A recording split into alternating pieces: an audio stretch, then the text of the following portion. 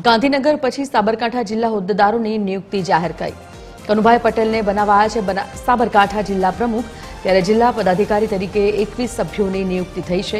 21 પદાધિકારીઓમાં 8 ઉપપ્રમુખ છે, 3 મહામંત્રીના નામ જાહેર થયા, તો 8 મંત્રી અને 1 કોષાધ્યક્ષ અને કાર્યાલય મંત્રીની પણ જાહેરાત થઈ. જિલ્લા મહામંત્રી તરીકે પ્રેમલ દેસાઈની નિમણૂક થઈ છે અને 8 મહામંત્રીઓમાં 6 મહિલા પદાધિકારીનો સમાવેશ થાય છે.